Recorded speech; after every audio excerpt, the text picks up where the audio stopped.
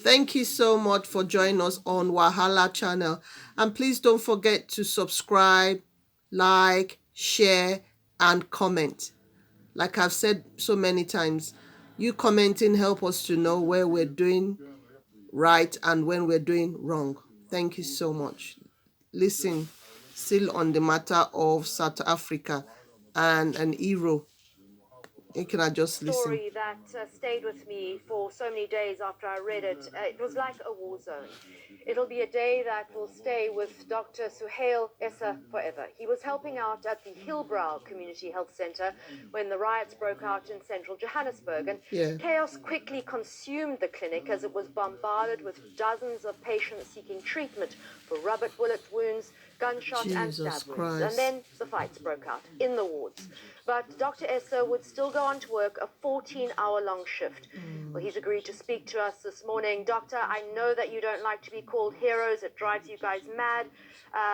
But just describe the scenes that you witnessed on Monday. Thank you for having me on the show, Aika.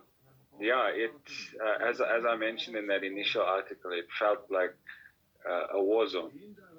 It truly felt like I was in hell and seeing the worst that trying to save lives are capable of. Doctor, paint a picture for me. What was the scene like? Well, I was on shift on Sunday morning. It started at about 8 o'clock, and nothing would have led me to medical center where they are helping people, especially with this COVID virus where they go around and they go there too. Patients, people seeking treatment for minor issues, and then from around midday, the violence began. We would hear screams, we would hear people running, we would hear gunshots, people running in every direction, screaming, and then in a few minutes they would be in the clinic. I'll never forget the first guy that walked in, said, I've been shot in my eye, I've lost my eye. And he thought he had his eye in his pocket, and he pulls out a rubber bullet which was lodged in his eye. Oh my Lord. That was a very common scene that occurred for most of the rest of the day. There was innocent bystanders that were shot. There were often also a lot of the mob and the rioters that were also involved. Yeah, like you say, now the innocent people go suffer and most. Also were seeking treatment. The situation became very violent even inside the clinic. Patients began demanding that they get treated immediately. It wasn't just violence that was related to the looting. What they've looted. The retribution from police. And all these things they've looted will soon finish. It go finish.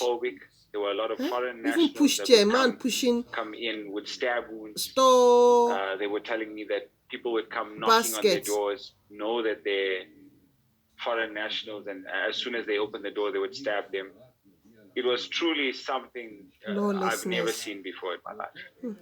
How did you manage to, A, work on patients who were suffering from extreme trauma wounds and keep calm throughout it all? I think if you're a doctor in South Africa, you're always trained to be fit in combat medicine. It's an average month end for us.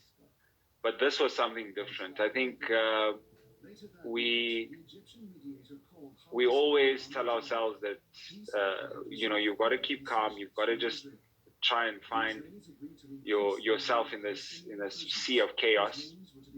And I think I just tried my best to save who I could and to help who I could.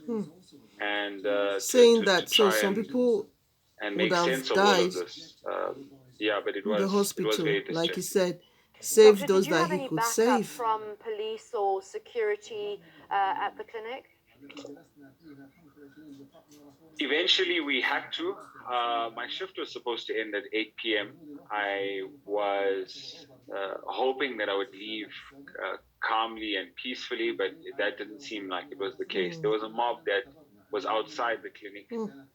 We weren't sure exactly what was happening. We Imagine could what hear he'll be feeling. screams. We could hear How he'll be the feeling. security clashing with them. We had You're called saving the lives. police because And you don't even know whether you can I save didn't your feel own safe life. even leaving the clinic at that point. The police were obviously very inundated with multiple calls, and so eventually they arrived. By that time, there were so many intoxicated, violent people inside the clinic. Fights began to break out. The hospital, Patients, the families, and members of people that have deceased were fighting with each other. It honestly was just a chaotic scene. Like a war zone. And thankfully, eventually, police arrived around 9:15, and they began arresting people inside the clinic. They dispersed the mob that was loitering outside. And yeah, if it wasn't for them arriving that time, I honestly don't know if I'd be having this interview with you today. Doctor, before we go, with deep respect, you seem very tired. Yes, I mean it's been a rough week. We're in the middle of a third wave pandemic. Not to mention now the whole reason for alcohol bans, the whole reason for curfews was so that we could limit the amount of trauma that our hospitals have to normally bear. And the fact that this is going on just defeats the purpose. It completely defeats the purpose. Now we're having to deal with COVID on top of very, very ill and injured people. So I truly, I'm trying to be optimistic for the future, but I don't know how we're going to get through all of this. Honestly, I don't. The situation was already dire. We were already running out of resources. We were already low on oxygen, low on hospital beds.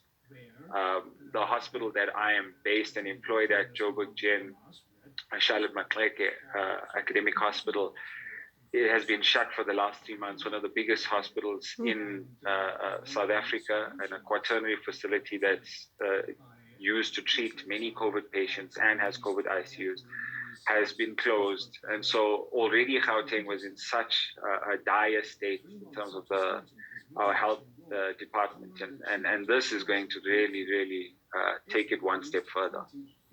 Doctor, we embrace you, and we just envelop you with so much strength and warmth here from all of us as a country. Thank you so much for speaking to us.